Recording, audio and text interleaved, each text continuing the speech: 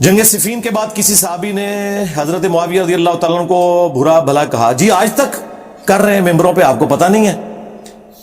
ان لوگوں نے تو صرف 60 سال تک یہ کام کیا نا, لیکن ان کے ریونج میں آج تک حضرت معاویہ کو بھی, ان کے دفاع کرنے والوں کو بھی گالیاں پڑ رہی ہیں. تو آج تک چل رہا ہے سلسلہ. شیعان علی جو تھے اس زمانے میں بھی ظاہر ہے برا تو سمجھتے تھے, باقی رہ گئے گالی گلوچ.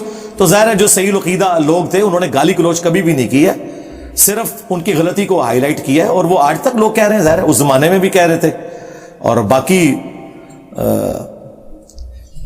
بندہ جو مر گیا, مرنے کے بعد اپنے انجام کو پہنچ چکا, آپ اس کو گالی گلوچ نہیں کر سکتے, لیکن اس کی غلطیاں ڈسکس ہونا جو قرآن و سنت میں آئیں وہ تو اللہ کی سنت ہے. یوسف علیہ السلام کے جو بھائی تھے وہ 2 نبیوں کے صحابہ تھے, حضرت یعقوب کے اور حضرت یوسف کے علیہم السلام. لیکن آج تک ہم برادران یوسف کی مثال دیتے ہیں کیونکہ قرآن نے دی. ہاں, اس کے بعد آپ نے اس میں سے کوئی گالی گلوچ والا ایلیمنٹ نہیں نکالنا ہوتا, وہ عبرت ہوتی ہے, وہ آپ نے حاصل کرنی ہے, اور اس کے بعد معاملہ اللہ کے سپرد کرنا ہے. باقی جو قرآن میں آیت ہے تلک امۃ قد خلت لہا ما کسبت ولکم ما کسبتم, تو یہ چیز ہی کچھ اور ہے. اور انہوں نے پکڑ کے احمد بن حنبل کے متھے مار دیا. یار اگر احمد بن حنبل کی عزت کروانی ہے تو ان کے متھے یہ نہ مارو.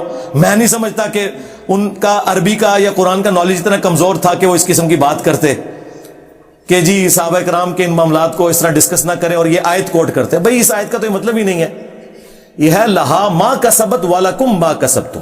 وہ اسرائیلی کہتے تھے یہودی کہ ہم تو چوزن پیپل آف لارڈ ہیں, ہمیں نہیں پوچھا جائے گا, ہمارے آباء و اجداد نے اتنی نیکیاں کر دی ہیں کہ ان کے اعمال ہمیں بھی کافی ہو جائیں گے.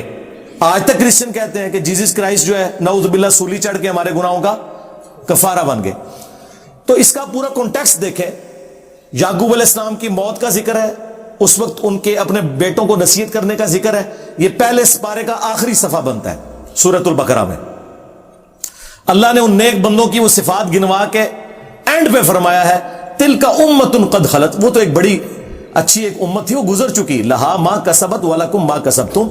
انہوں نے جو نیکیاں کمائی تھی وہ ان کے لیے ہیں, تمہیں ان کی نیکیاں کافی نہیں ہوں گی. تم سے یہ پوچھا جائے گا تم نے کیا نیکیاں کی. اس کا یہ مطلب نہیں تھا کہ جو برے کام ان لوگوں نے کیے تم سے نہیں پوچھا جائے گا کہ تم نے ان کو ڈسکس کیا یا نہیں کیا, تم سے تمہارے برے کاموں کا پوچھا جائے گا. یہ بات نہیں ہو رہی تھی, ورنہ تو ہوتا علیہا مکتسبت وعلیکم ما کسبتم. یہ الفاظ ہوتے, یہ الفاظ ہی نہیں ہیں.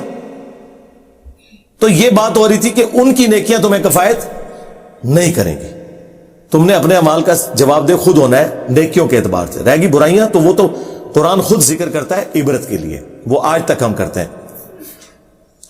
اس کے بعد توہین نہیں کرنی ہوتی, وہ بالکل حرام ہے. نہ ہم رافضی ہیں اور نہ ہم ناصبی ہیں, ہم اہل سنت کے منہج کے اوپر ہیں کہ خلفائے راشدین کو ہم حق پہ مانتے ہیں, ان کے مخالفین جو صحیح العقیدہ تھے مسلمان تھے ان کی رسپیکٹ کرتے ہیں, لیکن علمی اختلاف اپنی جگہ, گالی گلوچ کسی پہ نہیں کرتے. باقی کربلا والا ریسرچ پیپر پڑھیں تو آپ کو پتہ چل جائے گا کہ کیا کچھ ہوتا رہا. صلح حسن کے بعد کا ہی واقعہ ہے جو ابو داؤد کے اندر 4131 آیا ہے, جب مقدام بن مادی کرب حضرت معاویہ رضی اللہ تعالیٰ کے دربار میں بیٹھے تھے اور حضرت حسن کی شہادت کی خبر وہاں پہنچی تھی. اس کے بعد کیا ہوا, وہ کتنی تکلیف دہ چیز ہے. تو وہ صلح حسن سے بھی 8 سال بعد کا واقعہ ہے. صلح حسن 41 ہجری میں ہوئی ہے اور شہادت حسن ہوئی ہے 49 ہجری میں.